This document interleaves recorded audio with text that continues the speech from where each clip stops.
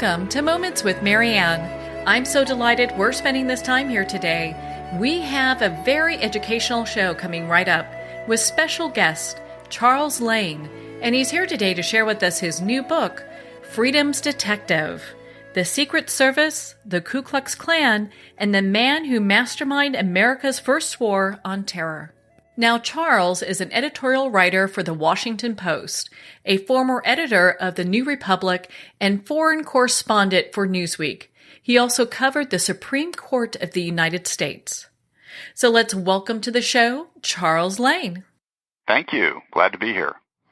What a pleasure it is to have you here. And my goodness, once I picked up your book, I could not put it down. It is a great read. Well, thank you. That's high praise. Well, and I have to ask you, what inspired you to write this book?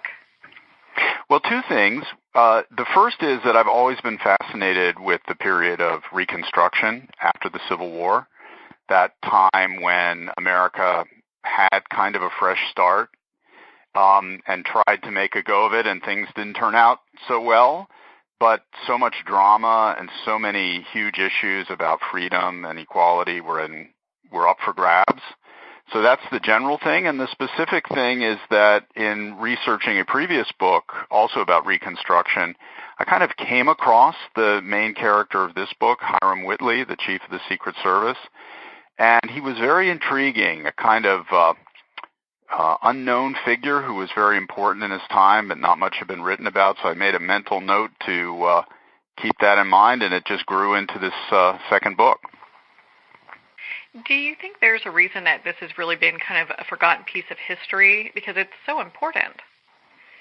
Well, there are many reasons. The first is that the federal government's crackdown on the Ku Klux Klan and Reconstruction generally in the period after the Civil War were kind of suppressed in a lot of ways once the country kind of agreed, that is to say mostly the white people agreed to kind of move on from all those things.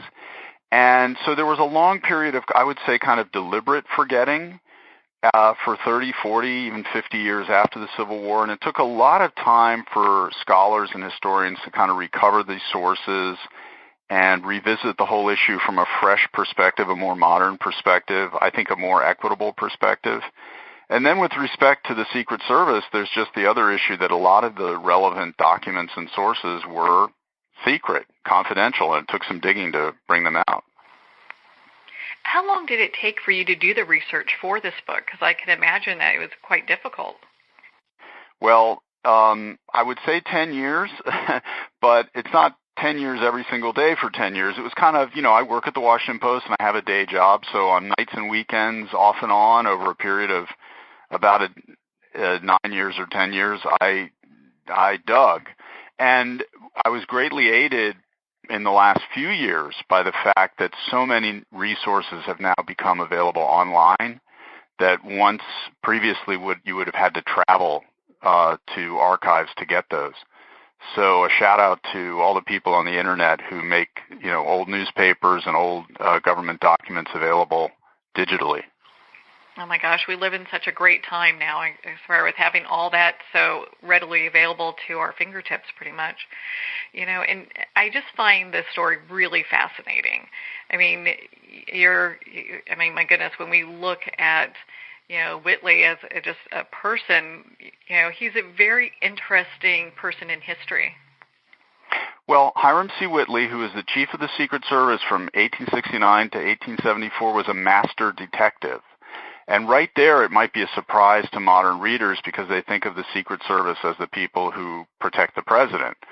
But in those days, the Secret Service was a detective agency. It was a new detective agency, and they had to recruit their people from some pretty sketchy sources. Today, we think of detectives as very highly trained, honorable, professional people, but back then it was all kind of a new concept, and it was thought that to catch criminals you kind of had to hire ex-criminals, and Whitley was one, and some of his men were as well.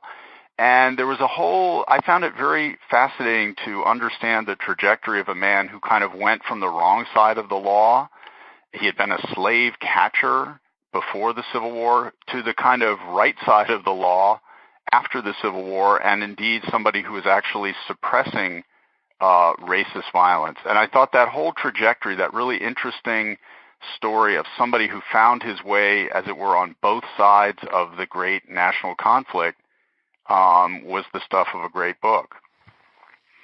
I find his story extremely fascinating, especially when they talk about, you mentioned how he was really handpicked for the work that he was going to do. And it's interesting just, how he really did a lot in regards to the infiltration of the Ku Klux Klan. This was something that the state governments had tried and failed. So the state governments in the South, who were set up under Reconstruction, were pro-civil rights initially, and they tried to organize state detective forces, and that failed in the face of this overwhelming Klan influence in their states.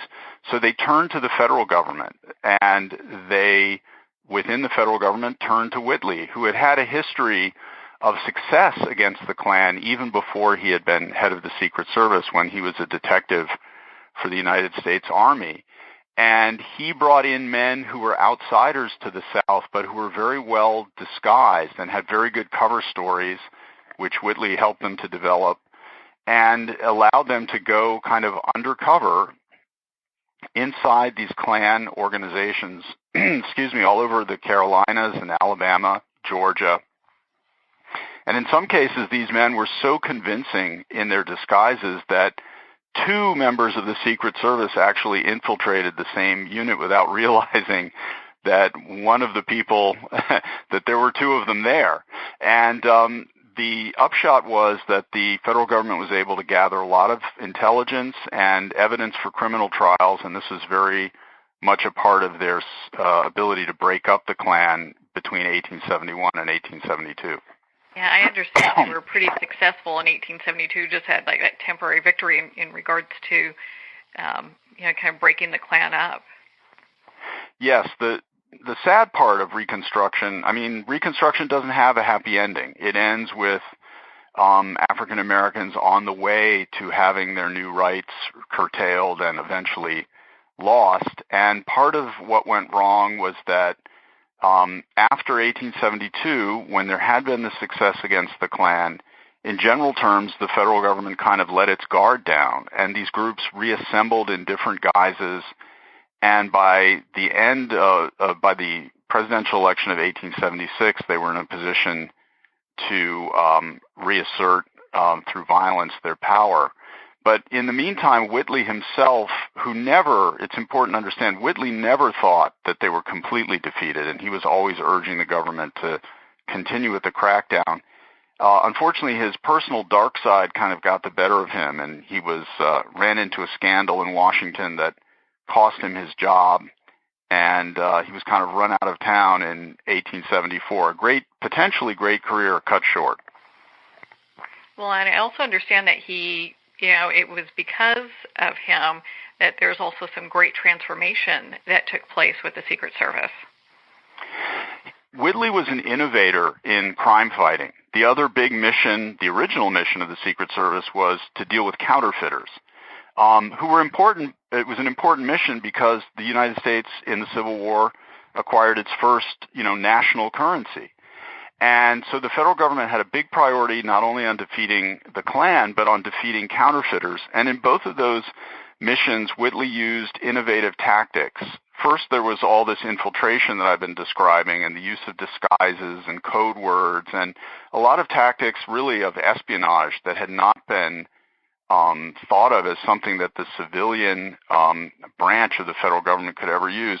He also was innovative in using photography, which was a pretty new technology at the time. He assembled the first, what we would today call a database, but a big collection library of photographs of all the suspected counterfeiters in the United States. He also was very innovative in using intelligence information that he had acquired to achieve political purposes. He sort of filtered out the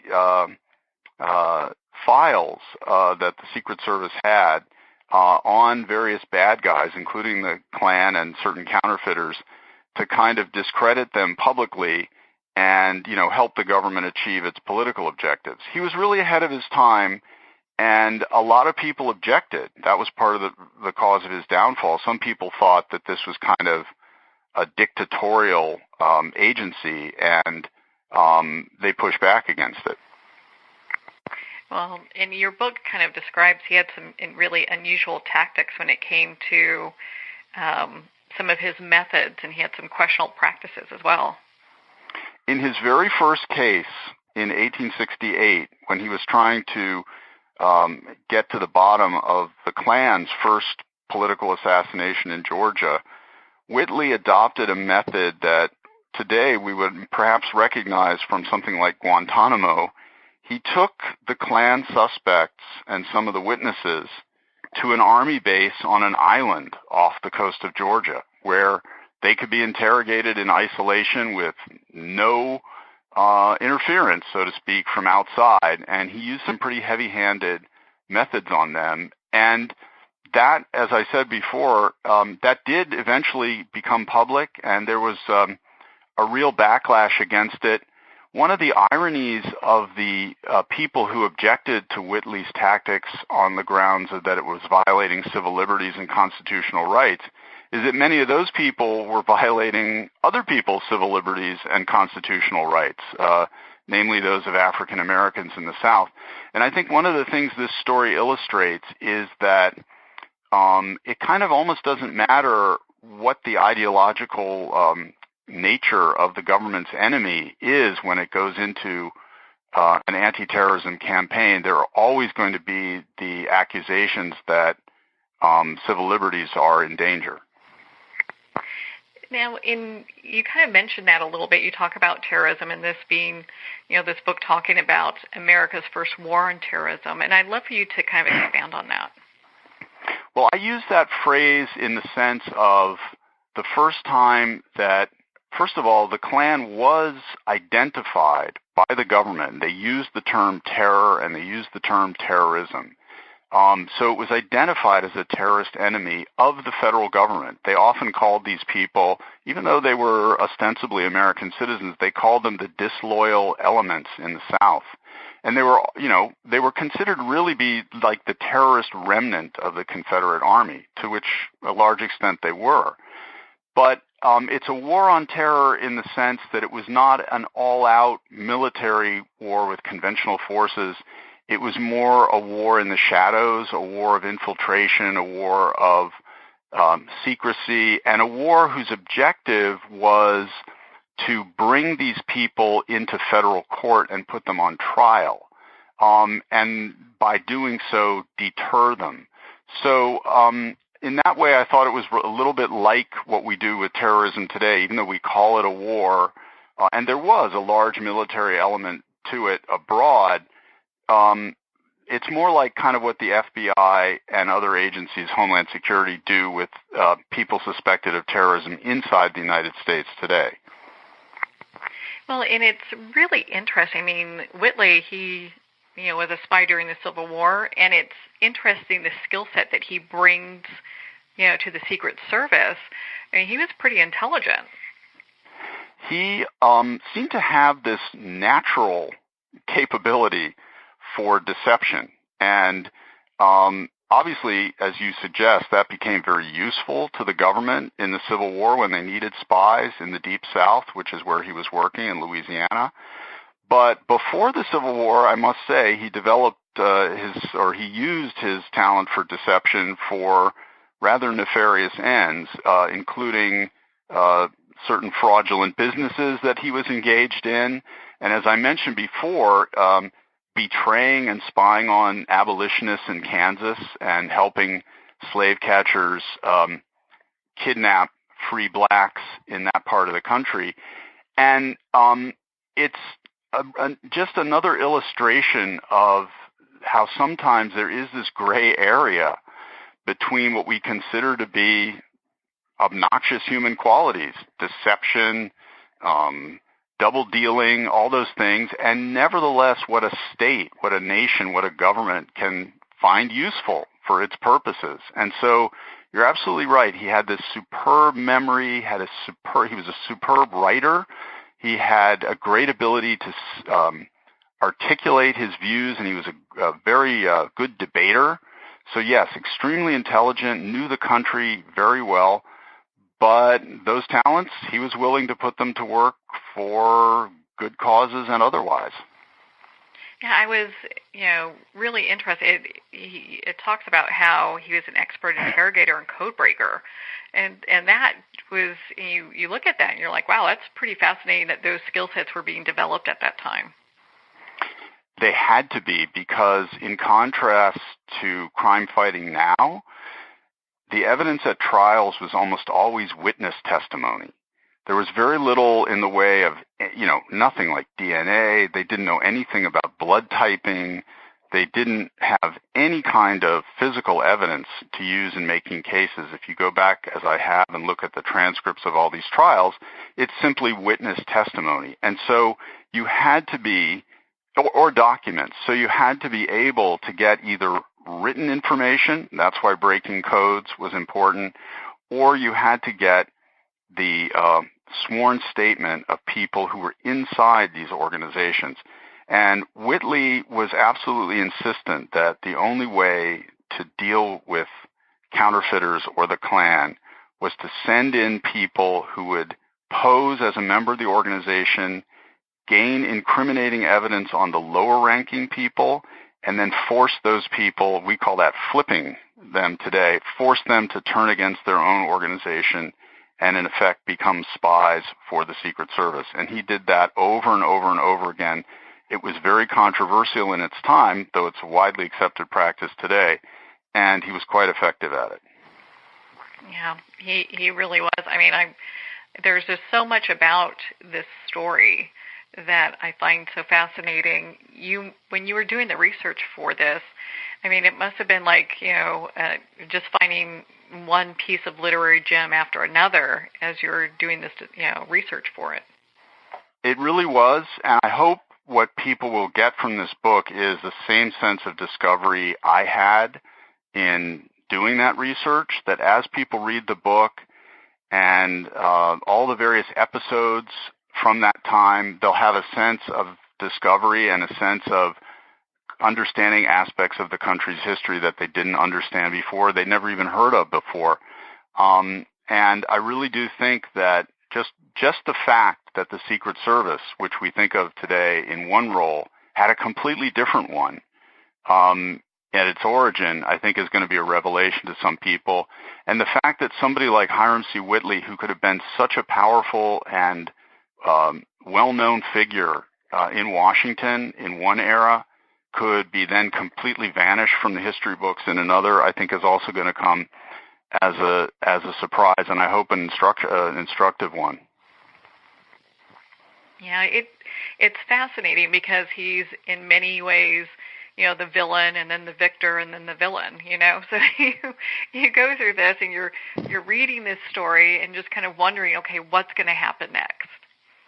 I was a little concerned about writing it at the beginning because I thought, this book, the main character of this book isn't exactly a hero. How will people respond to someone who is morally pretty complicated?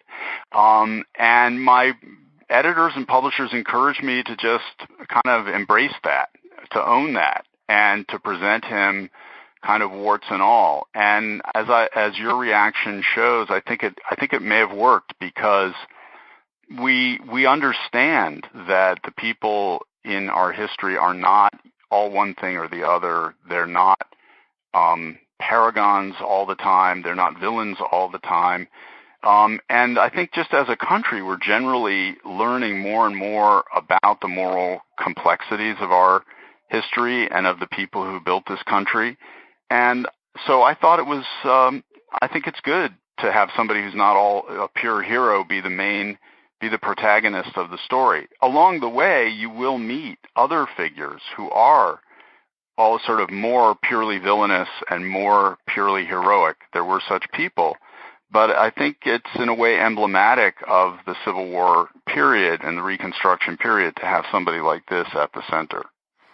Yeah, it really, I think it gives something that people can really relate to, not to obviously this degree, but, a lot of times people go throughout their life and go, gosh, I probably could have handled that better or done this better or, what have you. And so it makes, Whitley very relatable, I think, to people.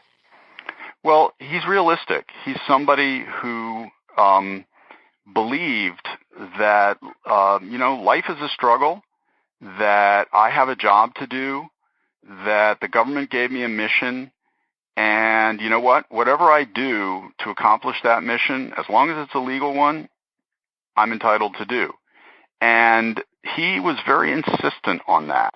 He believed that he believed something I think most people aren't willing to admit that they believe, which is that the ends justify the means. He really believed that. I don't believe that, but I think it is sobering to think that that much power was in the hands of someone like that, and that he was at least honest enough to say that. I mean, he didn't say it quite in those words, but more or less. And then it becomes, for the reader of this book, it becomes the challenge is to size up, how much of a point did he really have? I mean, fighting against these terrible criminal organizations, you certainly didn't want him to have too much limitation on what he was allowed to do. And so it's very challenging, I think, to consider the career of someone like this who's sort of so frank about his view of a sort of super realistic view of morality and, the costs and benefits both for him and the country of operating that way. Mm.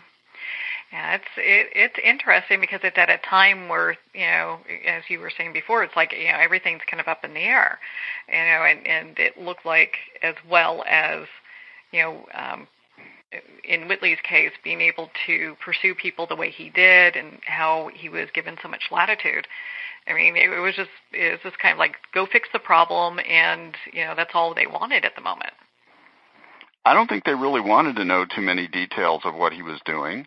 But when different people kind of took over the agencies for which he supposedly worked and started to look into it, that's when his troubles began, because they started to find out that he wasn't necessarily getting receipts for all the money he was spending, and they started to find out that he had been involved in some political chicanery that wasn't necessarily 100% what he was allowed to do as the head of the Secret Service. For example, he actually, at the request of the Attorney General at that time, he arranged to kidnap the Attorney General's stepson, who was causing the Attorney General some personal embarrassment, and have this young man spirited out of the country. I mean, those are the kinds of things he started to do. And unfortunately, that is also an old story, right? That once you get kind of a little comfortable in power and you believe you're protected and you have connections, you can stray. Maybe that's a relevant lesson for our time, too. I think it's an eternal lesson. I just keep coming back to the fact, though, that when he was asked to do it by the government, he also did many things that today we recognize as very admirable. One of the most, it's a small chapter or a small moment in the book, but one of the things that impressed me the most about Whitley was that while the Civil War was still going on, and he was serving in Louisiana as kind of this secret agent for the U.S. Army occupying Louisiana, there was still slavery, and slaves were still being abused. And Whitley took it upon himself to help an escaped slave press charges against his white overseer. And that had been something that had never been done before in Louisiana. And these white men were completely astonished that this detective was going to let a black man press charges for abuse against his overseer. And Whitley went ahead and did it. And so he kind of surprises you at times when he really does the right thing, as well as the wrong thing. It seems that his moral compass kind of works a little bit when it's hit a few times, and then, he's back off, so to speak. He's just like, his compass isn't working at all. I think he had a weakness, which was he liked money. And there were times when he felt he could make a few easy dollars out of his position, and he seized those opportunities, like many public officials before and since. And you have to remember that at this time the communications were so poor, and the ability of his supervisors in Washington to, keep close tabs on him were very limited. And a lot of the rules were very sketchy. So, for example, when he or his team would capture contraband in the port of New York, smuggled cigars or smuggled wine, those things that people were trying to bring in without paying the taxes, Whitley took the position that, what's most important here is that the government stop the smuggling. So it's not a big deal if I take 50 or 60 bottles of wine for myself and, give the rest back to the marshal and, I'll sell those 50 or 60 bottles of wine on the black market. And, before we get too judgmental about that, you have to remember the state of development of the United States. It was a developing country at the time. And as we all know, the characteristic of a developing country's government quite often is corruption. It happened. Well, and to kind of dovetail with that, what do you think are some of the lessons that we can learn today from Freedom's Detective? Well, I think there's a very powerful contemporary lesson, which is that even when we believe or entrust our government to be doing something, to be involved in a good cause, there has to be a rule of law and there has to be strong governmental oversight of whatever they're doing. So we want them to have Hyrum Whitley's commitment to fighting crime, but we don't want them to have his attitude about the rules toward fighting crime. That's one lesson. And the other lesson, I think, is just a lesson about our country's history, which is that there, as I was just saying, there was a time when this country was still forming. It was still developing as a national state and as a national government. And lots of things that we would not accept today just happened because of that. And it's important to understand how improvised America is, how it was kind of built on the fly, and people like Whitley were a part of that process. Well, and it's interesting when reading your book makes me think about how important accountability is today, more so than ever, and with people like Whitley in the past, you can understand during that time frame just how America was so open to just anything because it's being developed, it's being, things are being pretty much brought forth. That it's a relatable, I think, a lesson for us today. Accountability is a great word, and it's absolutely at the core of the lessons of this book. And the thing is that in the end, he really was held accountable, and he was actually held accountable for the right reason.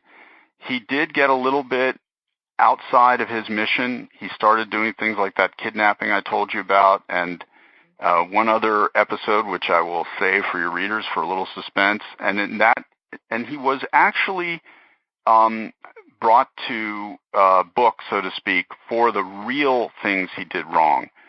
And the role he played, the good role he played in breaking up the Klan and in breaking up the counterfeiters, I think endures. So I guess in that sense you could say that this is also an episode when the new system kind of worked. But it did leave the Secret Service in a kind of limbo afterwards without a really strong basis in law, and it eventually kind of withered as an agency. And so that's not a good part of his legacy. The really robust police role that he envisioned couldn't outlast his own tenure. And we can talk all day about your book. I, again, felt it was a fabulous read and extremely interesting. Well, thank you, Charles. And where can our listeners connect with you and be part of your community and learn not just about this book, but your other books?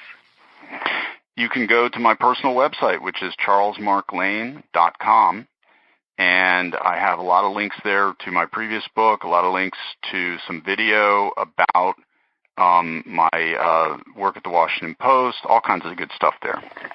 Well, great. Well, thank you so much, Charles, for taking the time to be on the show with us here today. I appreciated it. Thank you. Well, it's such an honor to spend this time with you, Charles. And again, thank you for taking the time to share with us your new book, Freedom's Detective. Again, if you'd like to connect with Charles, you can at his website, charlesmarklane.com. Freedom's Detective is available at Amazon, Barnes & Noble, and all indie retailers. Well, we're at the end of our time today. I would like to thank everyone for tuning in. You're listening to Moments with Marianne. And remember, make every moment count.